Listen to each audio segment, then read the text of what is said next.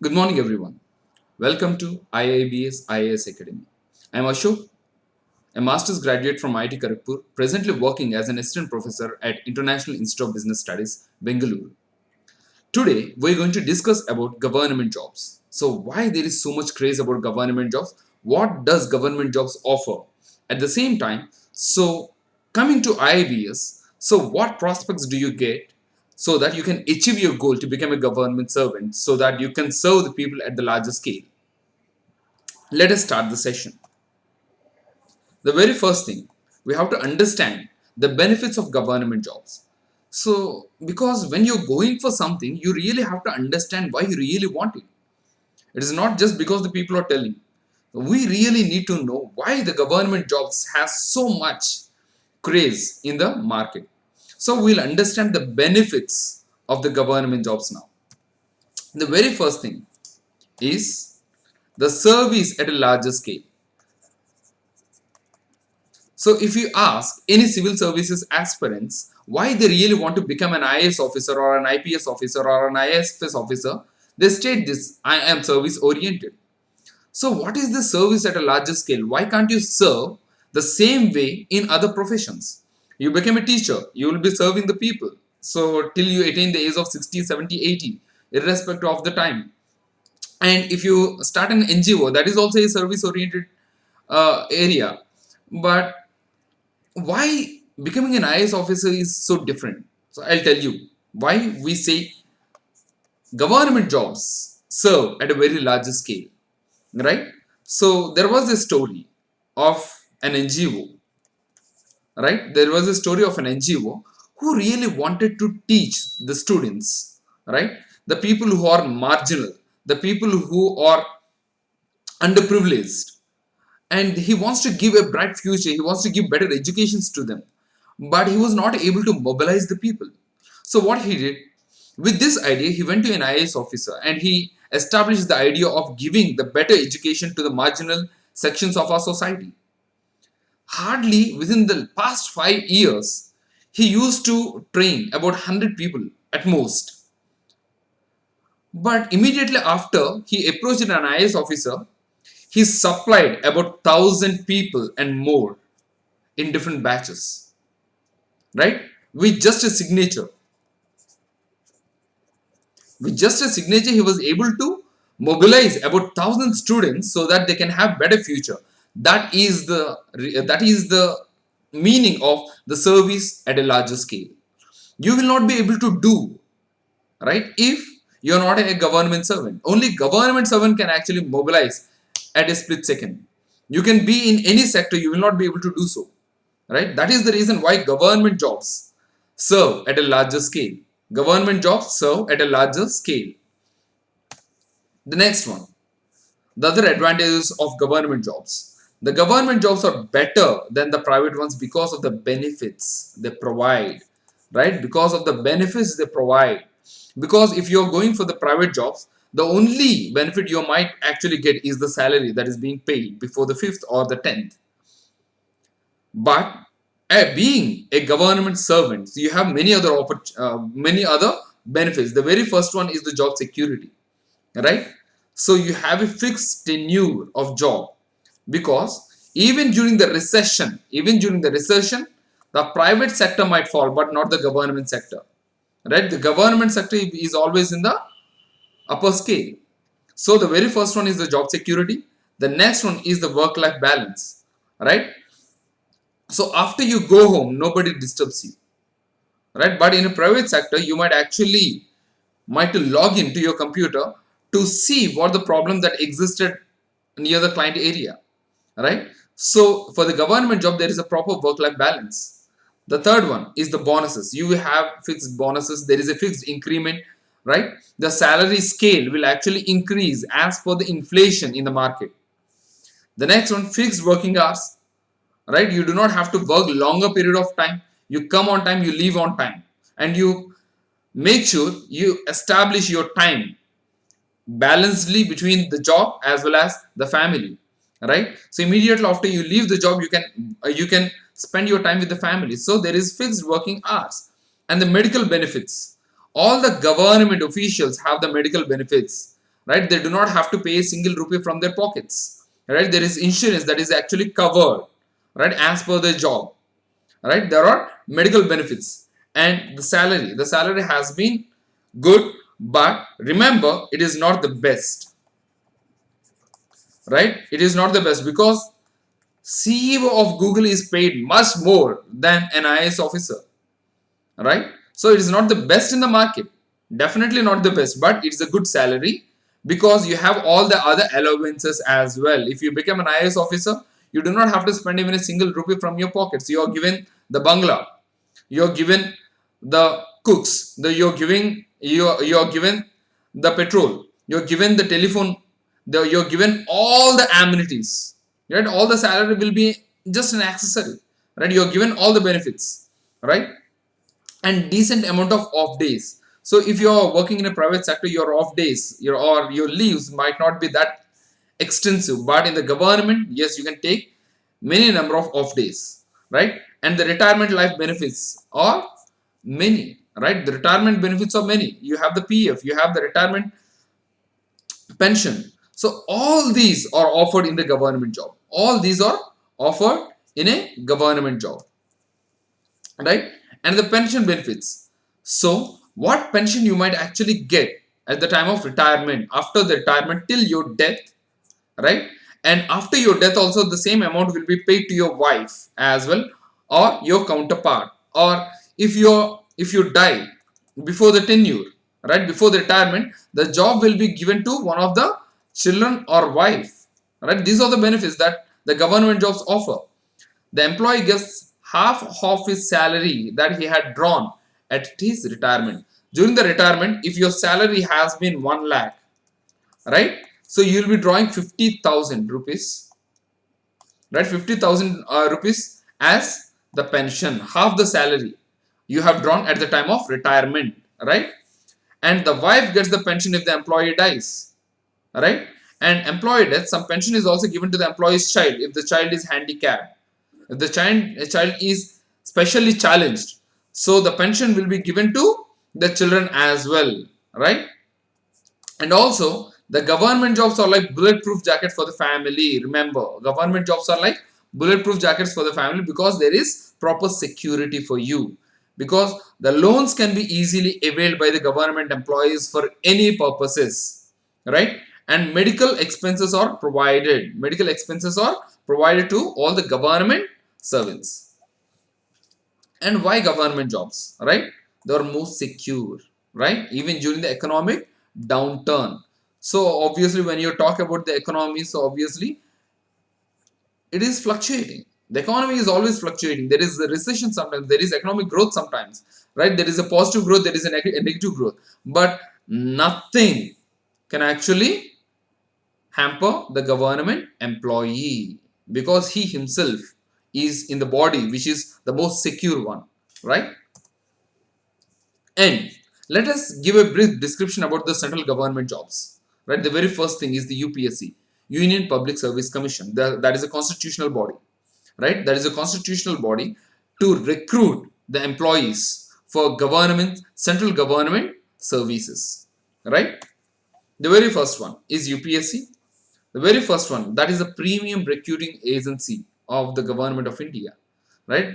All the top jobs are actually recruited through UPSC, right? It is responsible for all India services. There are 3 all India services: IAS, IPS, and IFOS, Indian Forest Service, not Foreign Service, Forest Service.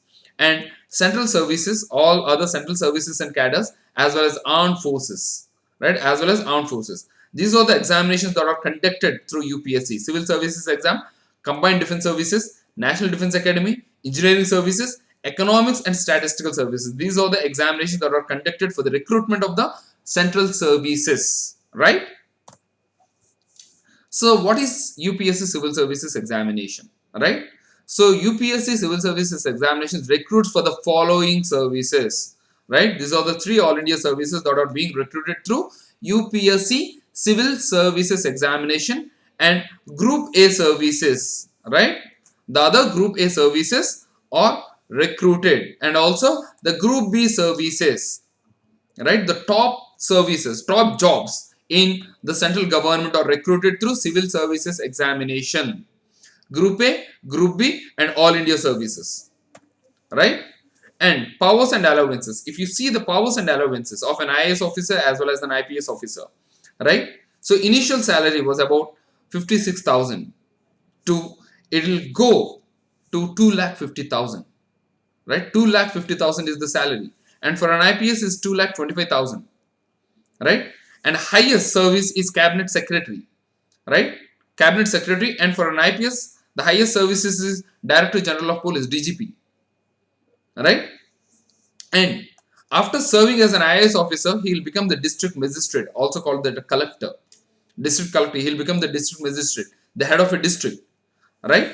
And so IPS officer can be the director of CBI, Intelligence Bureau, and Research Analysis Wing as well, right? And an IPS officer will be deployed as a national security advisor. Now, the national security advisor is Ajit Doval.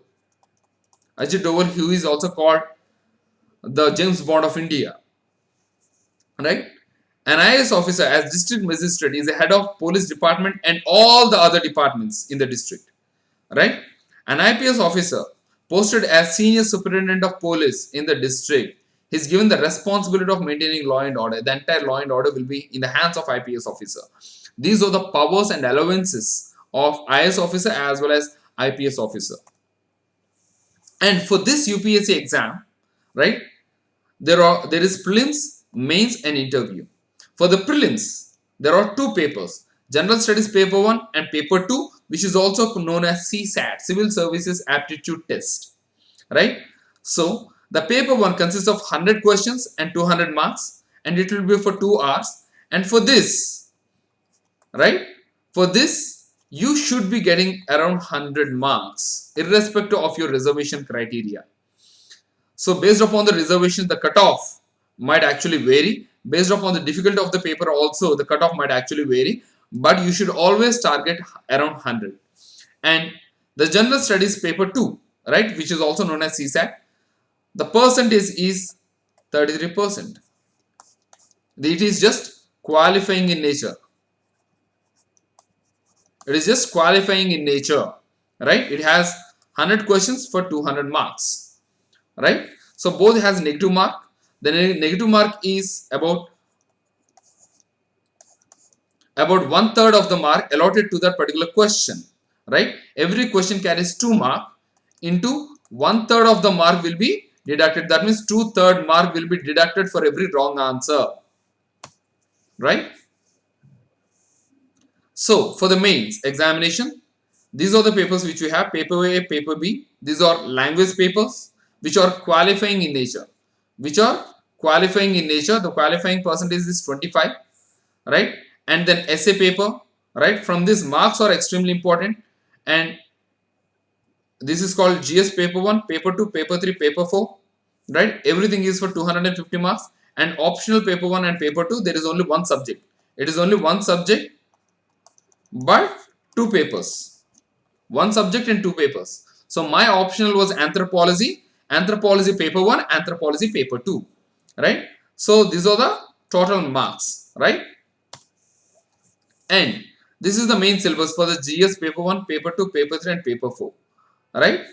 So paper 1, paper 2, you can just pause it and just go through that. And for the interview, right, in the interview, one thing you will have to remember is that they will not be testing your knowledge, right? They will be testing your personality. That is the reason why it is called personality assessment test.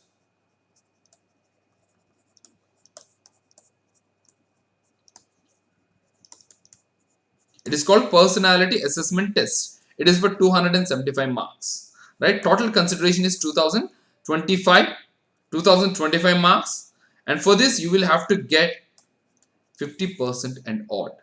That's all, not more than that, right? You will become an IAS officer. And the myths of the civil services, that it is the toughest. Not it is the toughest, but you need proper planning and consistency. Persistence is the most important key to become a civil servant. And the next one, an IAS aspirant must know everything. That is a myth. No, you do not have to know everything. Stick to the syllabus, right? Stick to the syllabus, go through that. You do not have to know everything, not everyone can know everything, right? And you need to be a topper from the very beginning to excel in your academics. No, that is wrong, right? You do not have to. So an average student might actually become an IAS officer in first attempt with consistency, right? Interviews are extremely difficult. No, it is not, right? Interviews are very easy, but remember, if you do not know an answer for any question, please be genuine to yourself and say that you do not know. That is the key to pass in any kind of an interview. Don't beat around the bush and don't fake yourself. And next, aspirants have to study 16 to 17 hours a day. No, that is also a myth. 10 hours of serious study is enough every day, but consistency is important, right? Aspirants should follow only what toppers say. That is wrong, because every individual is different. Every individual has his plus and minus. So based upon that, you listen what toppers say and you draft your own plan. That is the most important key. And one must have good command over the English language. Not important, not at all important, because English language is extremely important if you're choosing your medium of language as English. But remember, it is general studies papers and you will have the word limit of 150 words as well as 250 words. Within that word limit, you will have to write. So the good command of English is not required. You do not have to use complicated words, right? Simple language. You just have to put what is there. That's all. Not more than that. Aspirants from well-off families and urban areas are the ones who crack UPSC examinations. No, that is not true, because many people from the rural background have cleared UPSC with flying colors, right? The other FAQs. Do IAS officers get paid during training? Yes, they are paid. And what is the highest post of an IAS officer? We have already discussed it. Cabinet Secretary, right? When should we start preparing for UPSC 2022? Right? Right now. Please start. Will UPSC reduce age limit? There was a recommendation, but so far it was not enforced. So you do not have to worry about it. What is the age limit? 21 to 32 years till 42 years we have, right? How long is IAS training? It is about 75 weeks, right? In Labasna, Lal Bahadur Shastri National Administrative Academy, right? So the other examinations. So along with IAS, IPS, that means civil services examinations, there are other central services as well as state services as well. The other central services are recruited through Staff Selection Commission combined graduate level as well as CHSL, right? This qualification is 12. Please don't mind, don't worry about it. Please focus if you are a graduate for the combined graduate level, because the hikes are really good, because the posts are extremely good. And other state services, group 1, group 2 and group 3, and other technical examination. There are other technical examination if you become an engineer, or if you become a chartered accountant, if you become any other, so the aquaculture or any other degree which you have biotechnology, there are government technical examinations. Within that, general studies is the common subject, right? So for SSC, these are the jobs that are recruited to, right? Group B. All the other Group B posts are recruited through SSC, right? There are gazetted as well as non-gazetted. Gazetted as well as non-gazetted jobs as well in SSC, CGL. Clear? So please pause and you can go through the posts, right? So SSCCGL is of Tier 1, Tier 2, Tier 3 and Tier 4, right? So it is always objective. Other than Tier 3, it is a descriptive paper, right? So Tier 1 has 100 questions in 4 categories. 100 questions in general intelligence and reasoning, general awareness, quantitative aptitude and English, right? Total marks is for 200, right? There will be 100 questions, 200 marks. And the marks in the Tier 1 are extremely important, because that will be considered for Tier 2, right? Tier 2 will be only 2 papers, quantitative as well as English. If you're choosing other services, statistical services as well as financial services, or as an audit, right, manager and all, so you will have statistics and general studies as well, right? So the number of questions you can see, right? It is for 400 for all the other services. For other, it will be for 600, 800, right? But the marks in the type 1 are also considered for the type 2 again, and total marks are seen whether you have qualified or not, and then the type 3 and type 4, right? So this is the pay scale which you have. The highest pay scale is 1,51,000, right? SSCGL pay scale of 2021.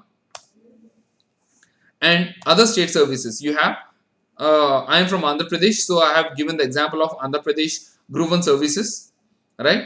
So these are the services, these are the pay scales. You can see deputy collector pay scale is 93,780 rupees with all the amenities and with all the facilities, right? And the group 2 services, municipal commissioner, assistant commissioner tax, deputy tahsildar, assistant development officer, so all these jobs are through the group 2 services, right? You can just pause and you can go through that. And for the preparation, the mostly you might actually look through 1 year service as well as 2 year or the 3 year preparation. Mostly the people actually look towards the UPSC civil services examinations after 1 year, after the graduation. But here most of the students these days are focusing on degree plus UPSC, right? Why degree plus UPSC? Because they start from the very core, right? The preparation will become strong, and the current issues in the UPSC are being asked from 2 years back as well, so they will get to know the developments that has happened within those 3-4 years. That's why most of the students are choosing degree plus UPSC, right? I'll tell you why we have enforced the degree plus UPSC, and why we are training the people towards UPSC, right? The very first thing is that they have time, right? That is the most important factor, right? They have time now, right? They can focus specifically on UPSC for a longer period of time. There is no deviation, right? And at IIBS we have the library, day and night library, right? So that is how we have enforced civil services preparation, right? The day library, they'll prepare here, and during the night without any disturbances they should be able to prepare as well after they reach home. And the current affairs for 3 years they'll get to know. And there is a personal mentoring by the top IAS officers and retired IAS and IPS officers. And there's a planned curriculum, right? So we deal the curriculum in a specific format. The first year, all the NCRTs will be thorough. And for the second year, all the core in-depth concepts shall be discovered. And the third year will be only for the revision. There is a planned curriculum for everything. And personality development program. If you're very thorough with your knowledge, and if you do not develop your personality, you will not be able to crack UPSC, because they test your personality as well.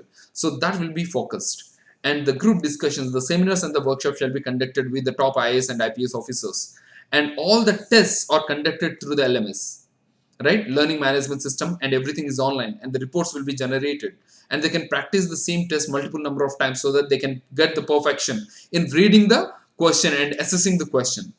And the test, right? There are rigorous tests, right? There are daily tests. Daily they'll write the mains test, and weekly there are prelims tests, and the monthly tests, and the course tests. So all the tests will be extremely rigorous, and also the current affairs tests as well, right? And why you will have to choose IIBS? These are the board of advisors. Our chairman, Dr. Jay Prakash, who is the youngest entrepreneur as well as an eminent educationalist, right?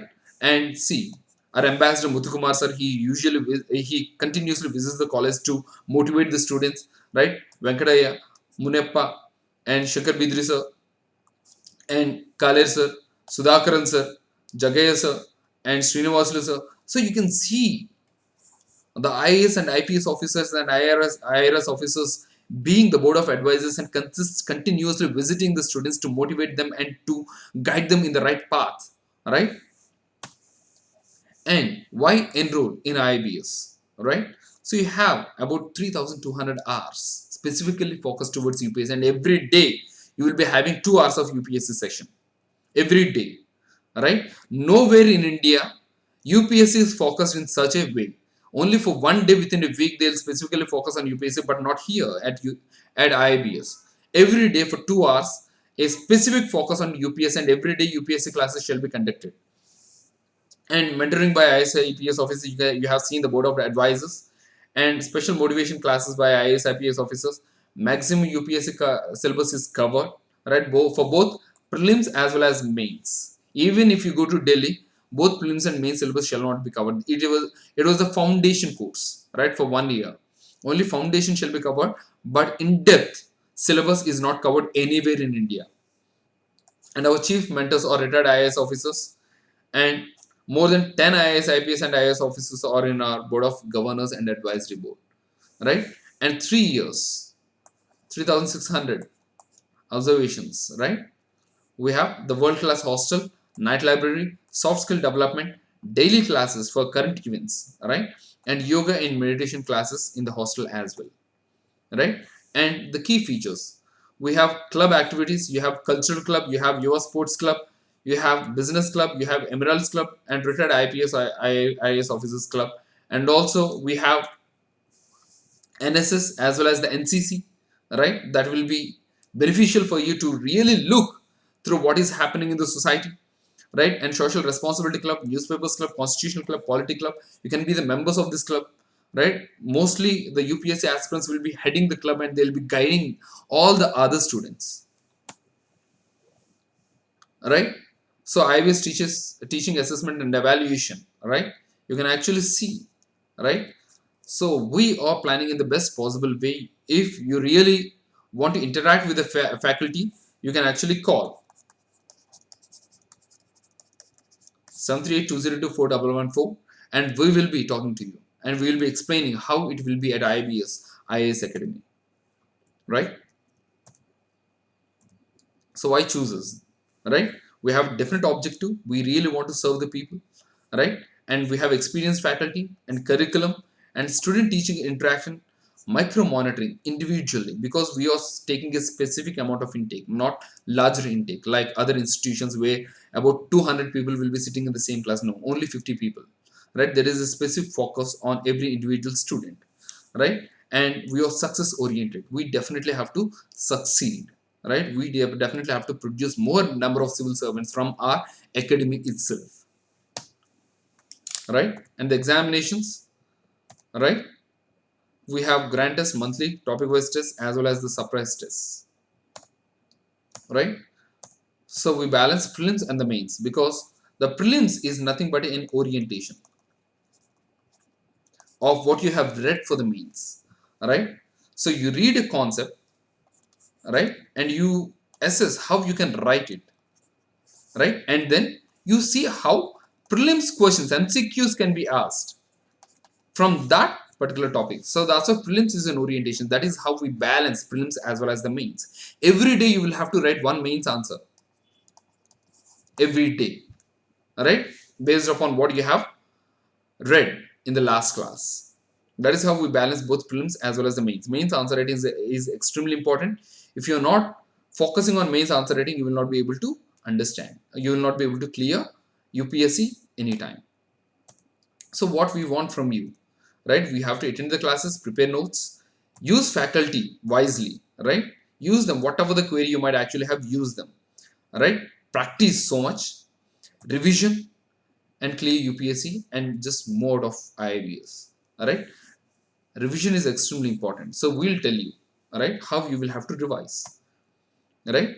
So if you want to know the fee related queries, if you have any fee related queries, please call us, right? There is a scholarship also based upon your percentage, and a scholarship examination is also there, conducted by IIBS IAS Academy. Based upon the scholarship, so top 5 people will be given about 50% of the scholarship, right? In that way. And if you have any queries, please contact us. Please mail us at ashok at the rate of iibsonline.com, or call us at 4114 or 96200 right? Either of the numbers you can actually call, or you can mail us, right? Thank you. See you soon. All the very best. Bye.